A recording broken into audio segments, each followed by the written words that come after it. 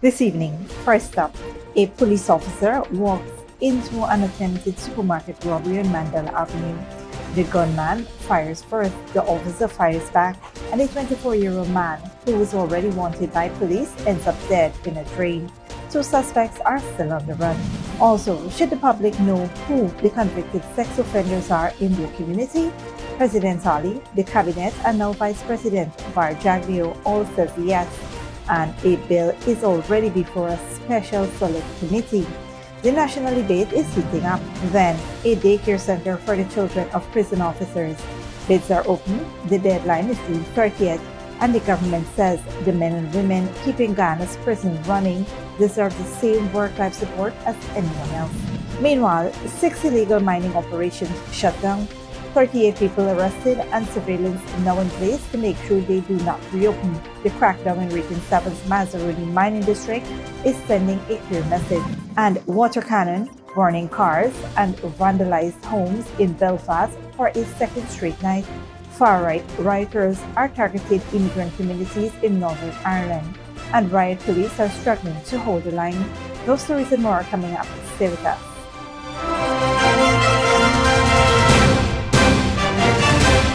Welcome to this broadcast of Channel 2's Headline News Update for June 11th, 2026. I'm Bibi Backus. Thank you for joining us. First up, a suspected armed robbery at a Georgetown supermarket ended in a fatal shooting on Wednesday night after one of the alleged gunmen exchanged fire with a police officer on patrol, the police said. The incident occurred around 8:40 p.m. on Wednesday at a supermarket on Mandela Avenue, where 3 identifiable males allegedly entered the business place, one of them armed with a handgun. Investigators says the men held 2 unarmed security guards at gunpoint and ordered them to lie on the ground during an attempted robbery. According to police, a mobile patrol unit happened upon the scene and intervened. As the ranks approached, the armed suspect allegedly discharged a round in the direction of the officer, who returned fire with his service pistol. The suspects fled in different directions shortly after. The armed suspect collapsed in a nearby drain during the escape and was later pronounced dead by a doctor on duty. He has since been identified as 24-year-old Naya Emmanuel of Norton Street Lodge, Georgetown. A revolver containing 3 live rounds, along with 1 spent shell and 3 9mm spent shells, were recovered at the scene and have been lodged for forensic analysis. Further checks by investigators revealed that Emmanuel was previously wanted in connection with an alleged discharge of a loaded firearm with intent dating back to November 3, 2025. His body has been taken to the Memorial Gardens Funeral Home, where a post-mortem examination is pending. Police says efforts are ongoing to locate the remaining suspects as investigations continue.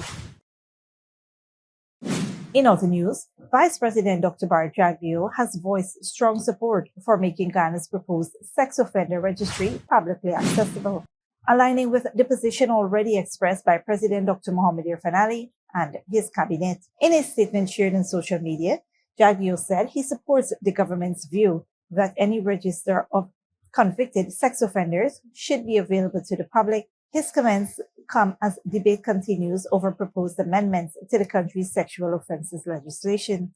The Vice President noted that President Ali has directed that the Sexual Offences Amendment Bill, which was presented in the National Assembly on June 5th, be referred to a special select committee for further review and consultation.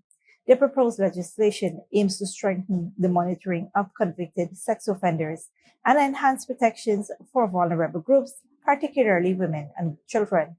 President Ali previously indicated that both he and the cabinet believe the registry should be public, a position Jagdeo said he fully endorses. The movement has sparked national discussion as lawmakers consider how best to balance public safety, transparency, and the rights of offenders within the legal framework. The government has, in recent years, intensified efforts to combat sexual violence through legislative reforms, improved investigative procedures, stronger prosecution measures, and expanded support services for survivors of abuse. The bill is expected to undergo further examination by the Select Committee before returning to the National Assembly for consideration. Moving on, the government is moving to improve welfare support for members of the Ghana Prison Service with plans to construct a daycare center for the children of prison officers and staff. The Ministry of Home Affairs has invited bids for the construction of the facility at Parade Street, Kingston, under the national competitive bidding process. Interested contractors have until June 30th to submit proposals. The daycare center is intended to provide a safe and supportive environment for the children of prison officers and civilian employees while their parents are at work, helping to address childcare challenges faced by staff within the prison system. The initiative forms part of the government's broader efforts to strengthen support services and improve working conditions for members of the discipline services and their families. In recent years, the government has implemented a range of measures to enhance the welfare of security personnel, including salary increases, improved accommodation, upgraded infrastructure, and expanded training opportunities. The project also reflects the government's continued investment in both the country's security sector and the well-being of the personnel responsible for maintaining public safety and national security. Stick around on return. Tragedy in Region 9. 1-year-old found unresponsive in a water pool, and 30th arrested as JGMC shuts down 6 illegal mining operations in Region 7.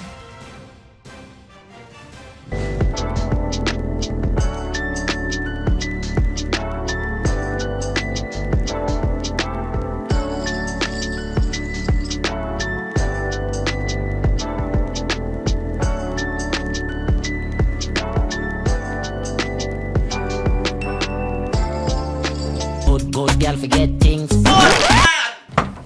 What's the problem, Granny? I want money for borrow for doing surgery. I was dancing and I fall and fracture my hip. If you need some quick money, you should check Lender's Jewelry and Pawn Shop. Lender's Jewelry and Pawn Shop, Lot 238 South Road Border, Georgetown. Get jewelry made to order in just 72 hours. We also accept vehicles. Lender's, best rates, longest payback period. Boys, I get through. Plus, I could dance again. Lender's Jewelry and Pawn Shop.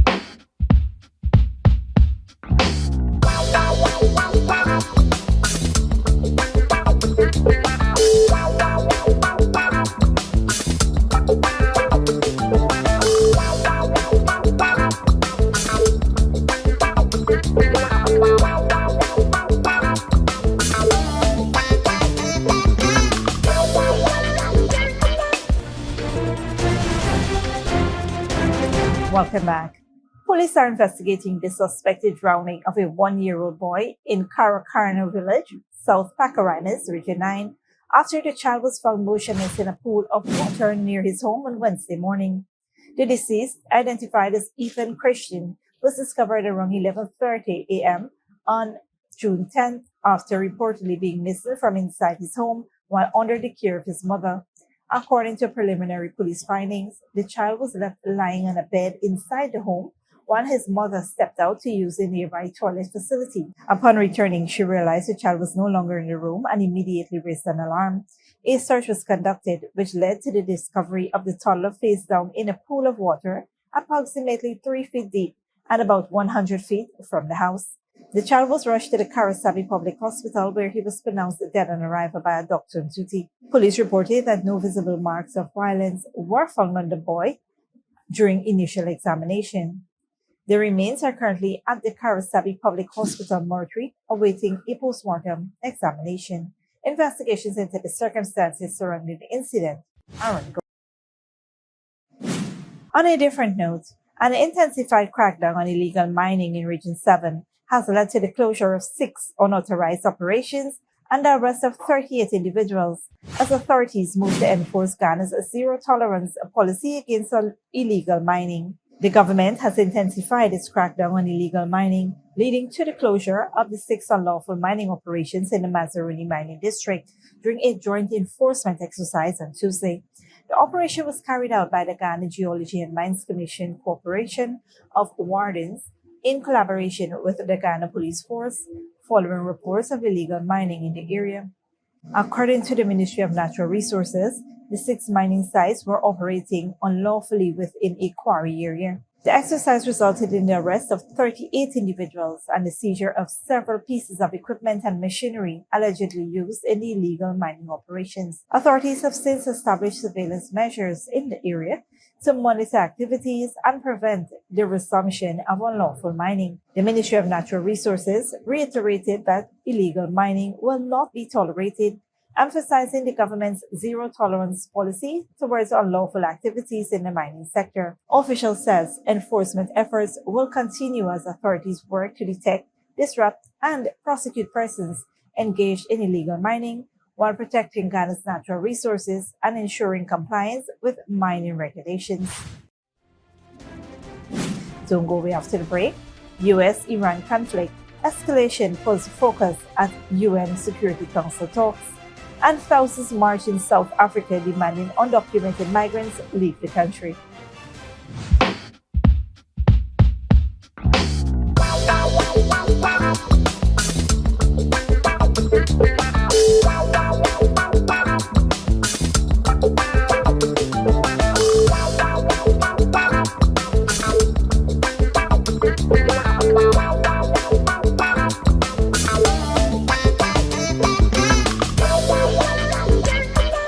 Good girl forget things.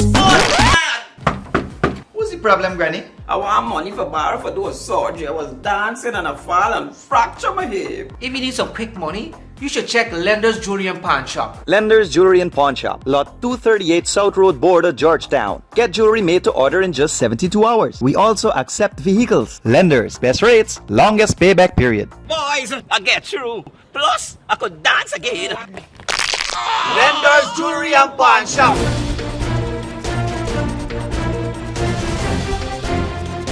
Welcome back. Now we take a look at what's happening in the region and around the world.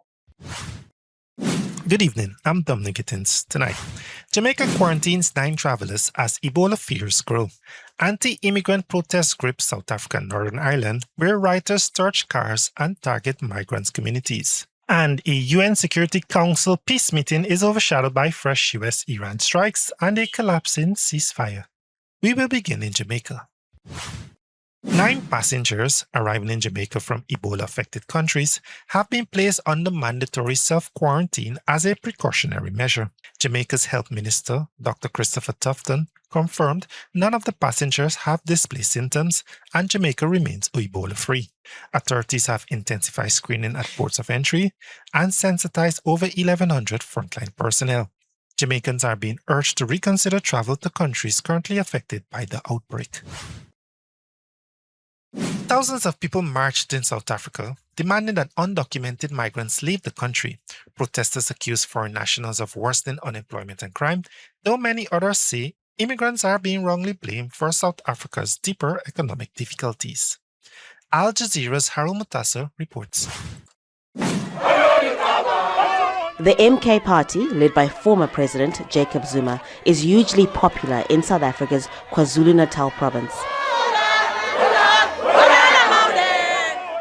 These supporters respect Zuma, and when the party asked them to march against undocumented migrants, thousands turned up. They accuse foreign nationals of taking away economic opportunities from South Africans. I'm one of those people who have applied a lot of time. I've even gave up because I've seen just to apply, and when you've seen a lot of undocumented foreigners working, checkers working everywhere to our business field, it's becoming an issue. But while some people say immigrants are causing high unemployment and crime, many others believe foreigners, particularly those from other African countries, are being wrongly blamed for South Africa's economic problems. In recent weeks, this new wave of anti-immigrant protests has sometimes turned violent, with attacks on people who seem to be migrants. Most people here are from Malawi. They fled their homes after South African residents told them to leave. This is a park. It's where families meet, where children come to play and have fun. You can see the slide here behind me. Over there are the swings. It's now being turned into a transit camp. Community leaders say nearly 3,000 people are sleeping here. People like the Jakwamba family who are waiting for Malawi's government to send buses to take them home. It's hard to stay here. You can see we are out now. How can we stay with this child? And you know this is the winter time. Our children can get sick. Protest leaders told all migrants without valid visas to leave the country by June 30th, or they will be forced out. And many of them say that's why they're planning to leave. Hara Mutasa, Al Jazeera, Durban. In Northern Ireland, riot police have fired water cannons at far-right protesters. The demonstrators have taken to the street in Belfast for a second night, triggered by a knife attack on Monday. The rioters are targeting immigrant communities, setting fire to cars and vandalizing homes. Al Jazeera's Melina Veselinovic reports. All around, the charred remains of the disorder that swept through this city. Whole streets set on fire.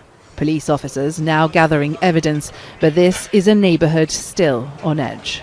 With the scale of the damage here, it's clear to see this car completely torched. There is rubbish and glass strewn all across the ground here, and over here, someone's home completely destroyed. The impact on this community, colossal. Residents feared for their lives as rioters set anything in their path alight.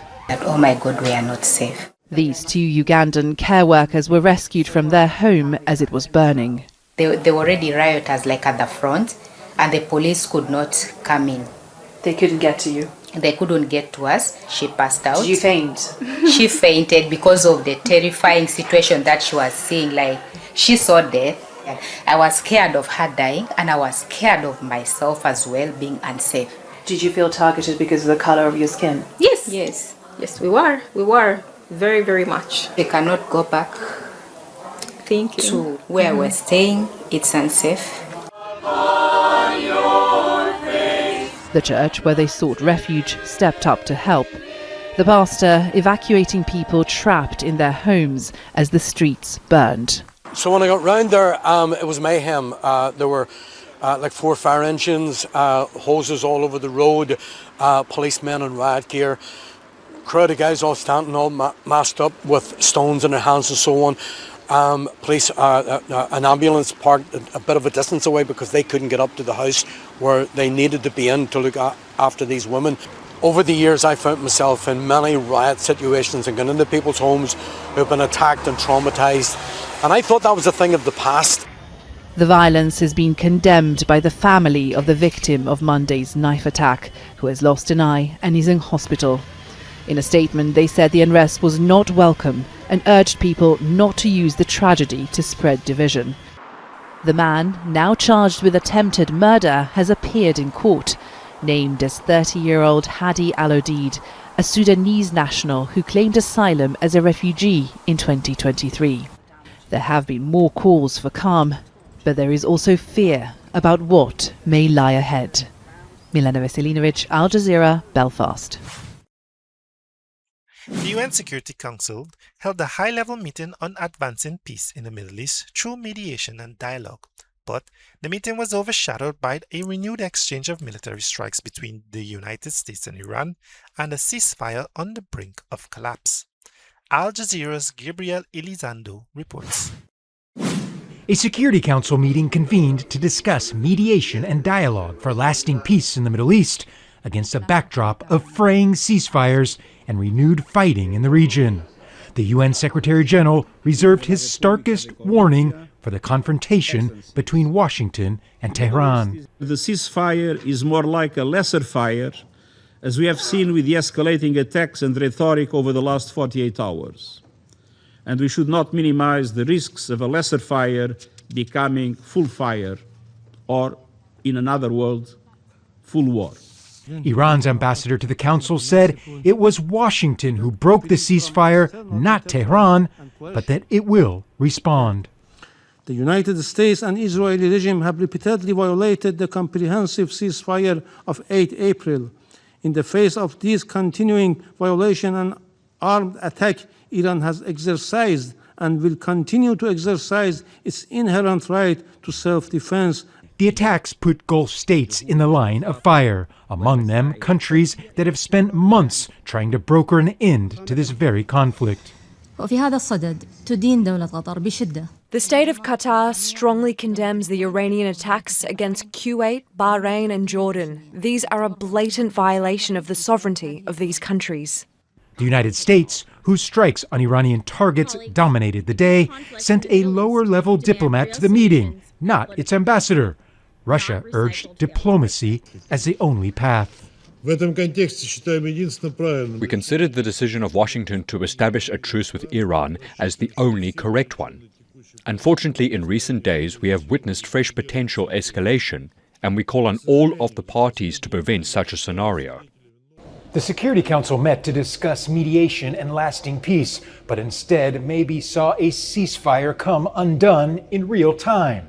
Diplomats here concede that the hardest part maybe is not reaching an agreement, but getting that agreement to hold. Gabriel Zondo, Al Jazeera at the United Nations in New York. Thanks, Dominique. This brings us to the end of our regional and global news coverage. Up next is the 3-event forecast.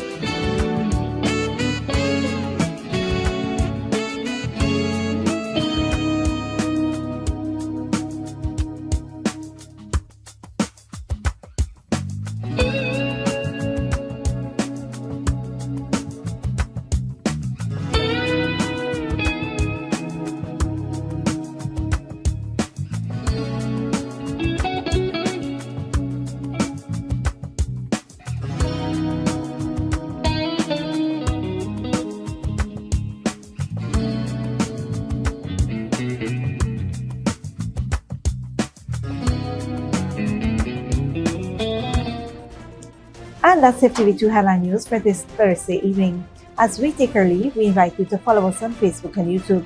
You can tune in tomorrow at 6:30 a.m. for a rebroadcast and at 7 p.m. for more news. Until then, please take care of yourselves and each other.